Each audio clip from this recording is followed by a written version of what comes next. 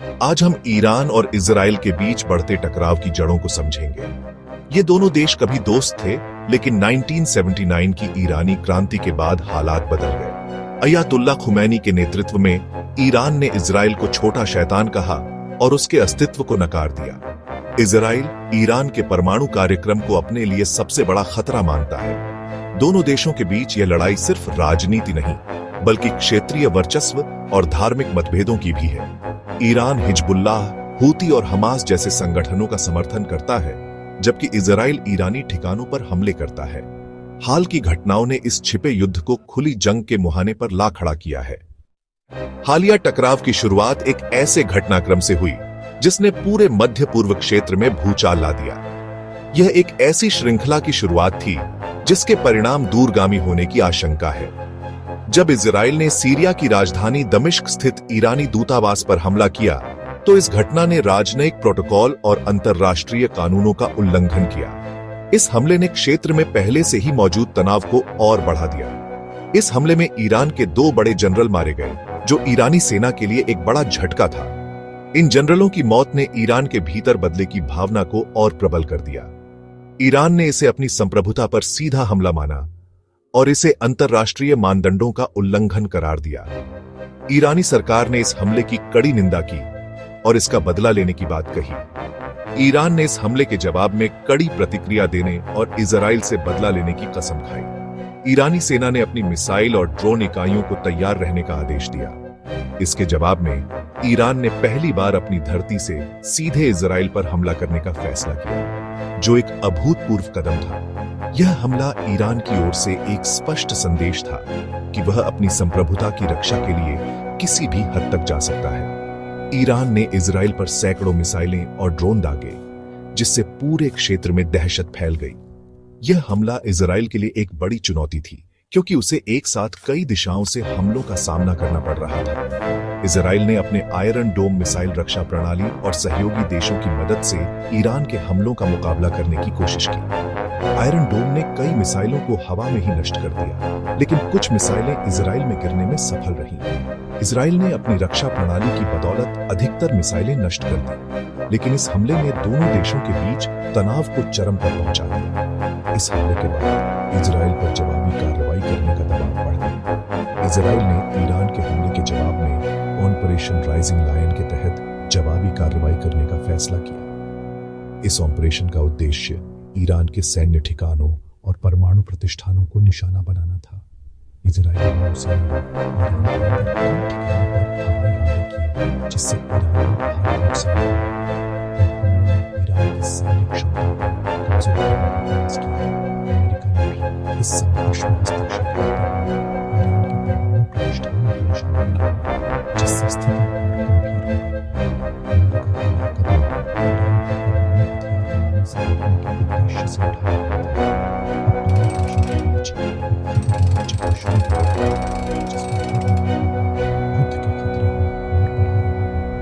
मध्य पूर्व में शांति और स्थिरता की संभावनाएं कम होती जा रही हैं और एक बड़े युद्ध का खतरा मंडरा रहा है। इस संघर्ष का सबसे बड़ा असर आम नागरिकों पर पड़ा है। अब तक सैकड़ों निर्दोष लोग मारे जा चुके हैं और लाखों बेघर हो गए हैं। तेल की कीमतों में भारी उछाल आया है, जिससे महंगाई बढ़ गई है और वैश्विक अर्थव्यवस्था पर दबाव बढ़ा है। शेयर बाजारों में गिरावट और व्यापार मार्गों पर खतरा मंडरा रहा है। हॉर्मुज जलड मरुमध्य जैसे रास्ते बंद होने की आशंका से कंपनियां चिंतित हैं। यह संघर्ष सिर्फ 2 देशों तक सीमित नहीं, बल्कि पूरी दुनिया को प्रभावित कर रहा है। आज की जुड़ी हुई दुनिया में एक जगह की आग हर कोने तक पहुंच सकती है। इस संघर्ष में अमेरिका इजराइल के साथ पूरी मजबूती से खड़ा है। अमेरिका न सिर्फ सैन्य और आर्थिक मदद देता है, बल्कि कूटनीतिक स्तर पर भी इजराइल का समर्थन करता है। ईरान के मिसाइल हमले के दौरान अमेरिकी विमानों ने इजराइल की रक्षा में अहम भूमिका निभाई। अमेरिका ने ईरान पर कड़े आर्थिक प्रतिबंध लगाए हैं और उसके परमाणु ठिकानों पर हमला भी किया है। हालांकि अमेरिका नहीं चाहता कि यह संघर्ष क्षेत्रीय युद्ध में बदल जाए, इसलिए वह इजराइल से संयम बरतने की अपील भी करता है। अमेरिका की हर कार्रवाई वैश्विक राजनीति को प्रभावित करती है।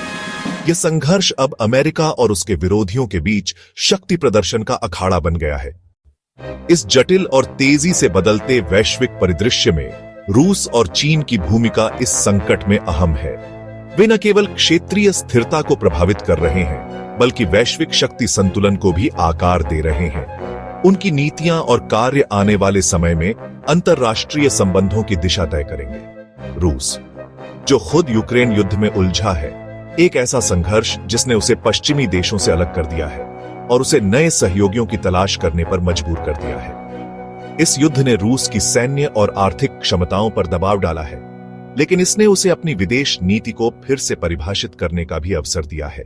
ऐसे में रूस ईरान का समर्थन कर रहा है, जिसके साथ उसके रणनीतिक और आर्थिक हित जुड़े हुए हैं। दोनों देश पश्चिमी प्रतिबंधों का सामना कर रहे हैं और एक दूसरे को समर्थन देकर अपनी स्थिति मजबूत करने की कोशिश कर रहे हैं। यह सहयोग ऊर्जा, रक्षा और व्यापार जैसे क्षेत्रों में बढ़ रहा है।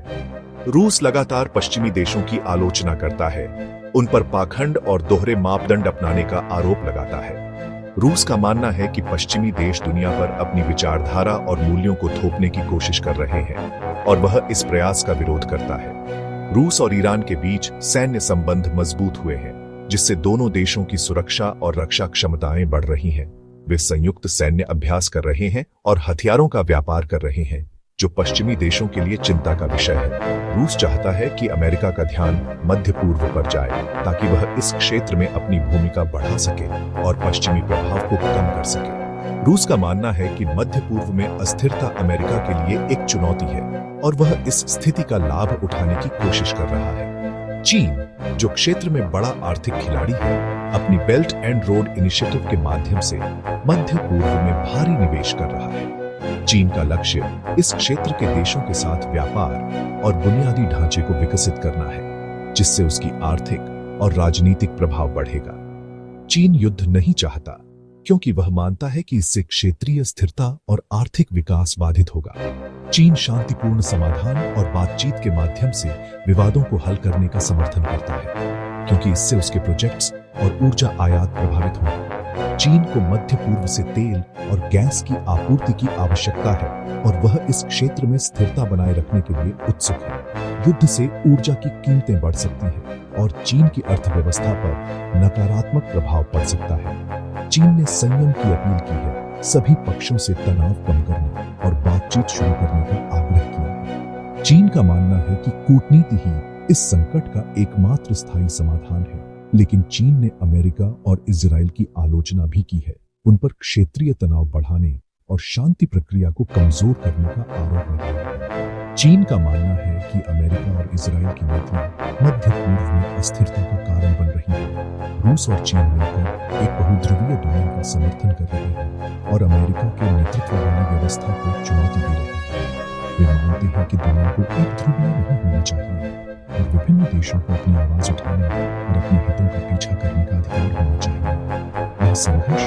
अब तीन महाशक्तियों के बीच भू राजनीतिक शतरंज बन रहा है, जिसमें प्रत्येक खिलाड़ी अपने रणनीतिक लक्ष्यों को प्राप्त करने के लिए अपनी चाल चल रहा है। इस खेल का परिणाम आने वाले वर्षों में वैश्विक शक्ति संतुलन को आकार देगा। यूरोपीय देश इस संघर्ष को लेकर बेहद चिंतित हैं। यह चिंता सिर्फ सतही नहीं है, बल्कि इसके गहरे कारण हैं, जो यूरोप के भविष्य को प्रभावित कर सकते हैं। वे इस क्षेत्र में शांति और स्थिरता बनाए रखने के लिए हर संभव प्रयास कर रहे हैं, लेकिन उनकी क्षमताएं सीमित हैं, क्योंकि इस संघर्ष का सीधा असर उनकी सुरक्षा और अर्थव्यवस्था पर पड़ सकता है। ऊर्जा आपूर्ति बाधित हो सकती है, व्यापार मार्ग खतरे में पड़ सकते हैं और शरणार्थियों की आमद बढ़ सकती है। यह सब मिलकर यूरोप की अर्थव्यवस्था पर भारी दबाव डालेगा, जो पहले से ही यूक्रेन युद्ध के कारण मुश्किलों का सामना कर रही है। ब्रिटेन और फ्रांस ने ईरान के हमले की कड़ी निंदा की है। उन्होंने इसे क्षेत्रीय स्थिरता के लिए एक गंभीर खतरा बताया है और ईरान से तत्काल तनाव कम करने का आग्रह किया है। दोनों देशों ने इजराइल के साथ अपनी एकजुटता भी व्यक्त की है और इजराइल की मदद करने के लिए अपनी प्रतिबद्धता दोहराई है। वे इजराइल को सैन्य और खुफिया सहायता प्रदान कर रहे हैं, साथ ही राजनयिक प्रयासों के माध्यम से भी उसका समर्थन कर रहे हैं। उनका मानना है कि इजराइल को अपनी सुरक्षा का अधिकार है और उसे किसी भी खतरे से बचाने के लिए हर संभव प्रयास किया जाना चाहिए, लेकिन साथ ही संयम की अपील भी की है। वे सभी पक्षों से तनाव कम करने और बातचीत के माध्यम से समाधान खोजने का आग्रह कर रहे हैं। उनका मानना है कि सैन्य कार्रवाई से केवल स्थिति और बिगड़ेगी और इससे किसी का भी भला नहीं होगा। यूरोपीय संघ कूटनीति और बातचीत पर लगातार जोर दे रहा है। वे मध्य पूर्व में शांति स्थापित करने के लिए विभिन्न पक्षों के साथ बातचीत कर रहे हैं और एक राजनीतिक समाधान खोजने की कोशिश कर रहे हैं। यूरोपीय संघ का मानना है कि केवल बातचीत के माध्यम से ही इस क्षेत्र में स्थायी शांति स्थापित की जा सकती है। हालांकि इस क्षेत्र में यूरोप की भूमिका सीमित है। कई मामलों में यूरोपीय संघ के पास आवश्यक राजनीतिक और सैन्य शक्ति का अभाव है ताकि वह अपने लक्ष्यों को प्राप्त कर सके, क्योंकि असली फैसले अक्सर अमेरिका, रूस और चीन जैसे बड़े देशों में होते हैं। ये देश मध्य पूर्व में अपने अपने हितों को आगे बढ़ा रहे हैं और उनके फैसलों का इस क्षेत्र पर गहरा प्रभाव पड़ता है। यूरोप को इन देशों के साथ मिलकर काम करना होगा ताकि वह मध्य पूर्व में शांति और स्थिरता स्थापित करने में सफल हो सके। यूरोप की सुरक्षा काफी हद तक नाटो पर निर्भर है, जो एक सैन्य गठबंधन है जिसमें अमेरिका भी शामिल है। नाटो यूरोप को बाहरी खतरों से बचाने में महत्वपूर्ण भूमिका निभाता है, लेकिन यह गठबंधन भी आंतरिक चुनौतियों का सामना कर रहा है। इसलिए कई यूरोपीय देश अमेरिका की नीतियों का खुलकर विरोध करने से हिचकिचाते हैं। वे अमेरिका के साथ अपने संबंधों को बनाए रखना चाहते हैं, लेकिन वे मध्य पूर्व के बारे में अमेरिकी नीतियों से असहमत भी हो सकते हैं। इस दुविधा के कारण यूरोप के लिए एक मजबूत और स्वतंत्र विदेश नीति का पालन करना मुश्किल हो जाता है।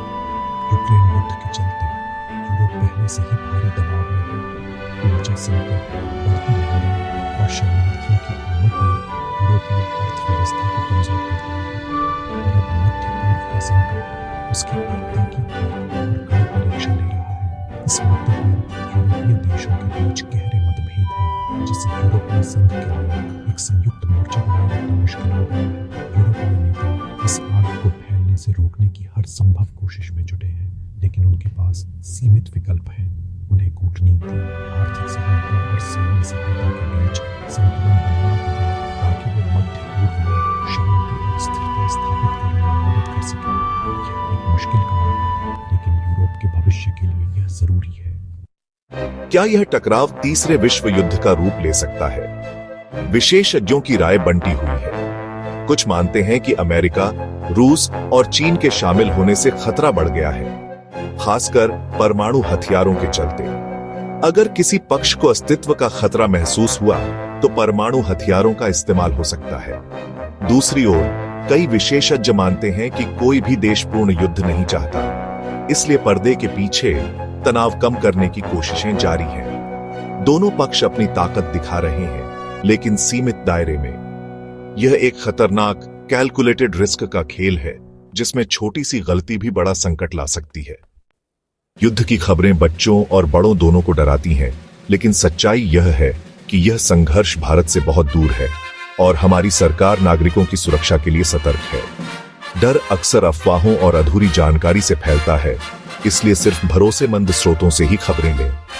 बच्चों से खुलकर बात करें, उन्हें बताएं कि दुनिया में बहुत से लोग शांति के लिए काम कर रहे हैं। युद्ध किसी समस्या का हल नहीं है, यह बात सभी देश जानते हैं। हमें शांति और सद्भाव का माहौल बनाए रखना चाहिए। असली बहादुरी शांति स्थापित करने में है, न कि लड़ाई में। उम्मीद और जानकारी ही डर को दूर कर सकती है। इतने तनाव के बीच भी शांति की उम्मीद बाकी है। दुनिया भर के देश और अंतर्राष्ट्रीय संगठन संघर्ष को रोकने की कोशिश कर रहे हैं। कूटनीति के दरवाजे खुले हैं और बातचीत जारी है। शांति के लिए सबसे जरूरी है कि दोनों पक्ष हमले बंद करें और बातचीत शुरू करें। मध्यस्थता के लिए कतर, मिस्र और तुर्की जैसे देश अहम भूमिका निभा सकते हैं। दीर्घकालिक समाधान के लिए ईरान के परमाणु कार्यक्रम और प्रॉक्सी वॉर जैसे मुद्दों को हल करना होगा। आम नागरिक के तौर पर हमें शांति की आवाज बुलंद करनी चाहिए, सही जानकारी फैलानी चाहिए और मानवता में विश्वास बनाए रखना चाहिए।